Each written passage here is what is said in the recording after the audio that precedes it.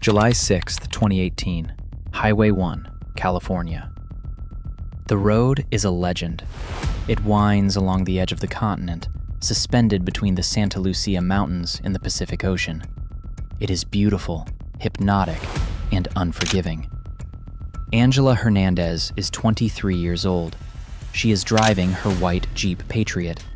She is making good time, heading to Southern California to visit her sister. She has driven this road 100 times. She feels safe. That is the trap. In a fraction of a second, the world ends. A small animal darting across the asphalt. A reflex. A swerve. The tires scream as they lose friction. The Jeep leaves the road. For a moment, there is a sickening weightlessness. The stomach drops. The engine roars against nothing but air. Then, gravity takes over. She falls. Not 10 feet, not 20. She plunges 200 feet down a vertical cliff face.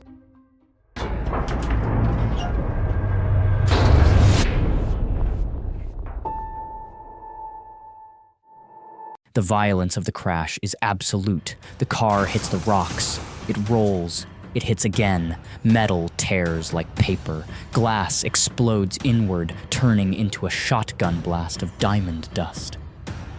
The roof collapses, crushing down toward the driver's seat. Finally, it stops. Silence. Absolute ringing silence. Angela wakes up in darkness. She doesn't know where she is. She doesn't know who she is. The first thing she registers is not pain but pressure. The steering wheel is pinned against her chest. The roof is inches from her head. She tries to take a breath. It's a mistake. Agony explodes in her chest. Her ribs are shattered. Her collarbone is snapped. Every breath is a knife fight. Then she feels it. Cold, wet, rising. Water is rushing over her feet, then her ankles. The Pacific Ocean is entering the car. She has crashed at the bottom of a cliff, and the tide is coming in. The horror sets in instantly. She survived the fall only to drown in a metal coffin. Panic floods her system, overriding the broken bones. She claws at the seatbelt. Her fingers are slick with blood. The water is at her knees now, freezing, heavy. She unbuckles, she thrashes, she crawls through the shattered driver's side window, dragging her broken body over shards of glass and sharp rocks. She collapses on the sand, gasping, just inches from the surf. She looks up. The cliff face is a wall of black rock disappearing into the fog. She screams. The sound is swallowed by the waves. She is alive. But she is buried alive. Morning breaks gray and misty. The light reveals the nightmare. Angela is trapped in a small cove. Behind her, a vertical wall of unstable rock. In front of her, the endless, cold ocean. Her car is an unrecognizable mangle of white metal, half submerged in the tide. She tries to stand. The world spins violently. She vomits. This is the first sign of her invisible killer, a massive brain hemorrhage. Her brain is bleeding inside her skull. The concussion disrupts her vision, her balance, her ability to think linearly. She checks her pockets. She finds her phone. It's cracked, but the screen lights up. No service. Of course, Big Sur is a dead zone, a black hole for signals. She checks the time. It has been 12 hours. 12 hours of bleeding. 12 hours of cold. While Angela lies broken on the rocks hundreds of miles away, a different kind of panic is starting. Angela Hernandez, Angela's sister, checks her phone. No texts, no calls. Angela is reliable. She always checks in. Isabel feels a cold knot in her stomach. That specific biological alarm that tells you something is wrong with someone you love. She calls Angela. Straight to voicemail. She calls again. Voicemail. Isabel doesn't wait. She calls the police. My sister is missing. She was driving Highway 1. The police are polite but bureaucratic. Adults have the right to disappear, they say. Wait 24 hours. Isabel screams internally. She knows Angela didn't just disappear. She goes to social media. She posts a picture of the white Jeep. Please help, my sister is missing. The post begins to spread, but the ocean is vast and the highway is long. Finding a white car in the fog of Big Sur is like finding a ghost. Back on the beach, Angela realizes something terrifying. Nobody can see her from the road. The cliff is 200 feet high. Drivers are focusing on the curves, not looking down into the abyss. She is invisible. Day 2, Day 3. The pain settles into a dull, throbbing rhythm. But a new enemy arrives, thirst. The human body can survive weeks without food, but without water, in the salt air, surrounded by the ocean. 3 days, maybe 4. Angela's lips crack and bleed. Her tongue swells until it fills her mouth. She starts to hallucinate. She sees waterfalls cascading down the cliffs. She crawls to them, scraping her knees raw, only to find dry, dusty rock. She looks at the ocean. It looks so cool, so refreshing. She knows she can't drink it. Salt water will dehydrate her faster, shut down her kidneys, and drive her insane. She needs fresh water. She looks at the wreckage of her Jeep. She crawls back to the car.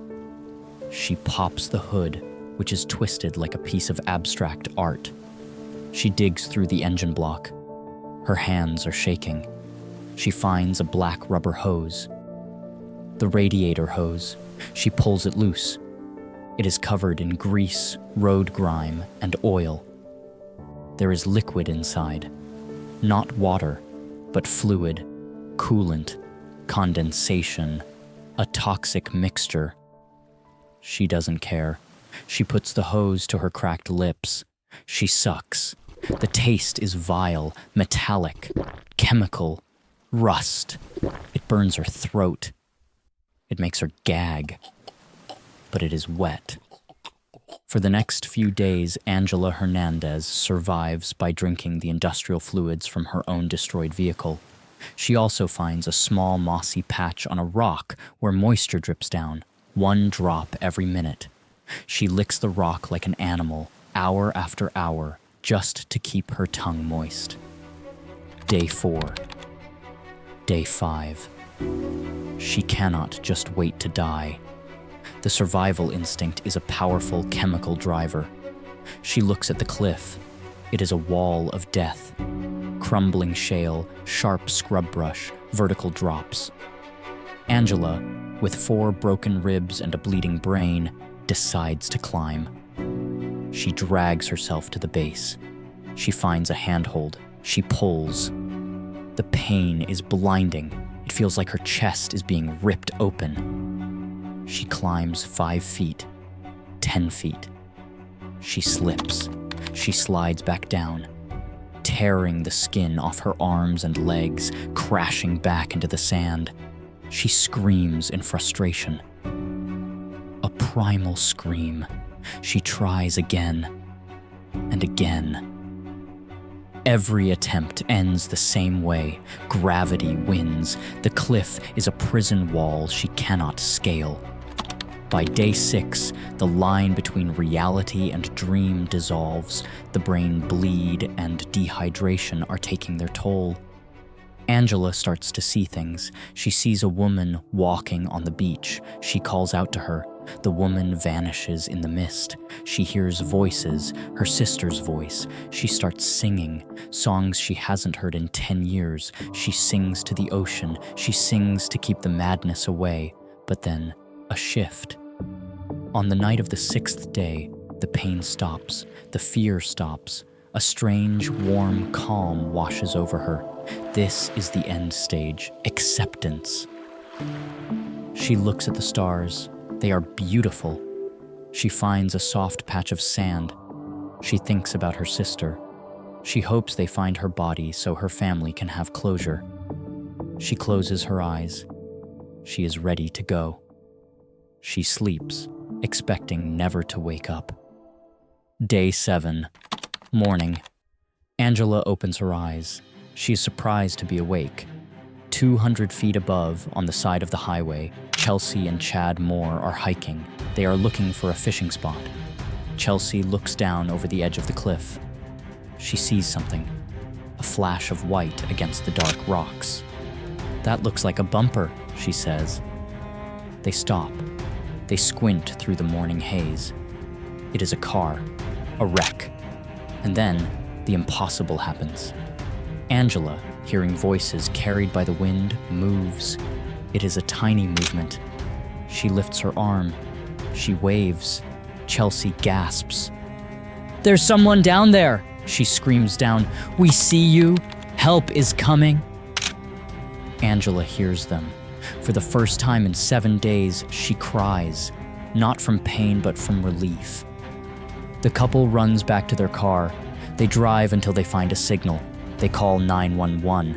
The rescue is not easy. The cliff is too steep to walk down. A team of firefighters arrives with ropes and harnesses. Angela watches a man descend from the sky like an angel. When his boots hit the sand, he kneels beside her. He checks her pulse. He gives her water. Real, clean water. "You're a warrior," he tells her. They strap her into a basket. A helicopter hovers overhead, the rotor wash kicking up sand, or they winch her up the cliff. As she rises into the air, leaving her metal prison behind, Angela takes a deep breath. She has 4 broken ribs, collapsed lungs, a brain hemorrhage. She is dehydrated to the point of kidney failure. But she is alive. Her survival is a medical anomaly. Doctors later said that the cold nights might have actually saved her, slowing down her metabolism and the swelling in her brain. But Angela knows it wasn't just biology. It was the refusal to fade out. When the car went over the edge, she lost everything. Her freedom, her health, her safety. But she didn't lose the one thing that matters: the will to see one more sunrise. In the end, gravity tried to kill her. The ocean tried to drown her. The sun tried to burn her, but Angela Hernandez won. Every story we cover here is real. Real people, real decisions, real consequences. If this story stayed with you, I'd love to know what you think. Drop a comment below. I read every single one. And if you want more stories like this, make sure you're subscribed so you never miss the next one. Thank you for watching. I'll see you in the next vault.